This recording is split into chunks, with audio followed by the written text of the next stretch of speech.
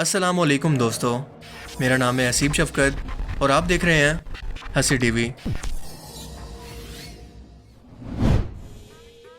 Elon Musk की company Tesla ने finally अपना first humanoid robot Tesla AI day के मौके पर रिवील कर दिया है, जिसका हम सभी लोगों को शिद्दत से इंतज़ार था। और इंतज़ार क्यों ना हो, क्योंकि ये पहला इंसानी जिस्म वाला रोबोट था जो कि इंसानों की तरह कई काम कर सकता है, इनकी हेल्प कर सकता है। इसके बारे में अनाउंस किया था पिछले साल एलन मस्क ने, और प्रेजेंटेशन के लिए एक शख्स को कॉस्ट्यूम पहनाकर इस तरह का बेहुदा किस्म का डांस भी करवाया गया।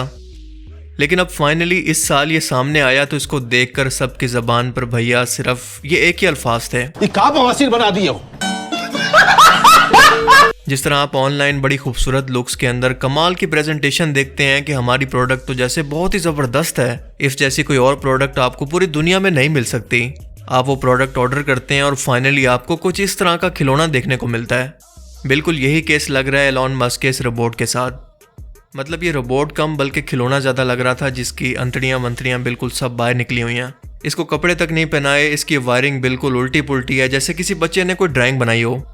और सबसे बढ़कर ये बिल्कुल ऐसे चल रहा था जैसे अभी अस्पताल से ड्रिप लगवा कर आ रहा हो, या बूढ़े आदमी की तरह इस बेचारे के गिट्टे गोडे जवाब दे चुके हों। और मज़े की बात यह है कि कुछ मिनट तक चलने के बाद ये बेचारा थक कर बिल्कुल एक साइड पर जाकर रुक गया कि भाई मेरी तो इतनी ताकत थी, बस तुमने आगे क्या करना है अपना खुद देख लो, मैं 100 रुपये में सिर्फ इतनी एक्टिंग कर सकता हूँ। लगता है इसके इंजीनियर्स ने एक रात पहले बैठकर इसकी वायरिंग शेयरिंग करके इसको फाइनली रेडी करके तैयार किया है। इसी इवेंट के अंदर एक और रोबोट को भी पेश किया गया जिसे ऑप्टिमस 2.0 का नाम दिया गया, और ये पब्लिक प्रोडक्शन के लिए बहुत जल्द दस्तयाब होगा। अब इस बेचारे का जिस्म तो कवर था, लेकिन इसके अंदर बिल्कुल भी चलने की हिम्मत नहीं थी। बस इसे एक स्टैंड पर खड़ा करके हाथ हिलाने के बाद कुछ लोगों ने इसकी सेल्फियां ली। इसने कुछ ऐसे टांगे खोलकर तस्वीरें बनाई और बिल्कुल वापस चला गया। इनफैक्ट वापस नहीं गया, बल्कि लोग इसको इस तरह से उठाकर लेकर गए। इमेजिन कि आपको $20,000 के अंदर एक ऐसा रोबोट खरीदना पड़े जिसे 2 बंदे उठाकर एक जगह से दूसरी जगह पर लेकर जाएं।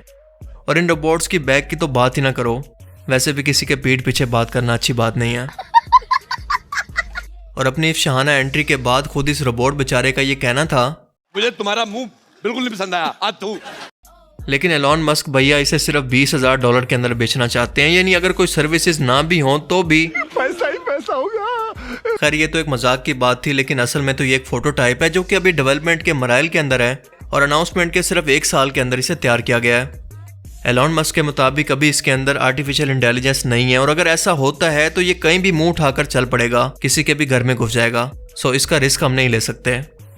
ये ऑप्टिमस रोबोट बिल्कुल वही टेक्नोलॉजी इस्तेमाल करता है जो कि टेस्ला कार करती है। घर के छोटे मोटे कामों के अंदर ये आपकी मदद कर सकता है, मिसाल के तौर पर सामान उठाना, पौधों को पानी देना, कोई भी प्रोडक्शन का काम।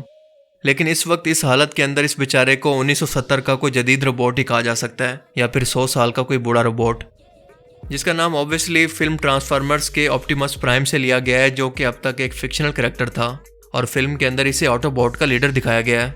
यानी ये नाम रखने के पीछे भी एलन भैया का एक बहुत अच्छा मकसद है कि हमारा ये रोबोट मार्केट का लीडर है।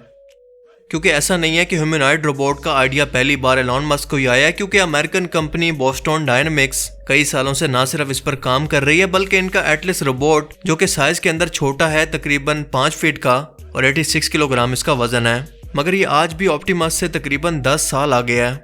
क्योंकि ये कई स्टंट करने के साथ साथ काफ़ी मुश्किल काम के अंदर भी हेल्पफुल हो सकता है, मिसाल के तौर पर वजन उठाना, मिलिट्री तक में अपने टारगेट को ढूंढकर इसे ख़त्म करना।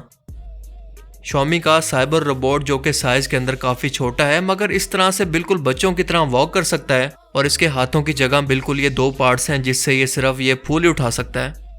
ये क्या हो रहा है, कोई रोबोट बच्चों की तरह चल रहा है, कोई बीमार बूढ़े की तरह, और कोई शैतान बच्चों की तरह जंप कर रहा है, जिसका मतलब कि अब तक का कोई परफेक्ट रोबोट इस कैटेगरी के अंदर नहीं बना।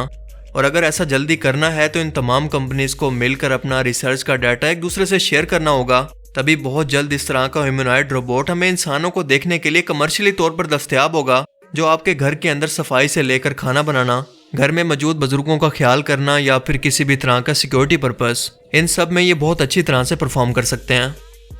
इसके अलावा होंडा कंपनी का स्मो नाम का रोबोट भी काफ़ी अच्छा परफॉर्म कर सकता है। मिसाल के तौर पर यह फुटबॉल भी खेल सकता है और काफ़ी दूर तक अपने छोटे साइज की बदौलत भाग भी सकता है।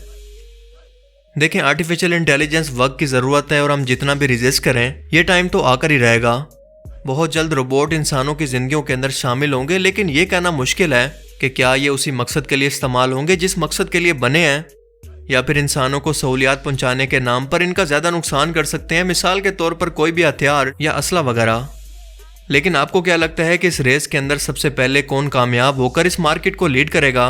अपनी कीमती राय का इजहार कमेंट सेक्शन में ज़रूर करें। और अब मैं मिलूंगा आपसे एक ऐसी ही नई इंटरेस्टिंग वीडियो में। तब तक के लिए अपना बहुत सा ख्याल रखिएगा। Thanks for watching this video.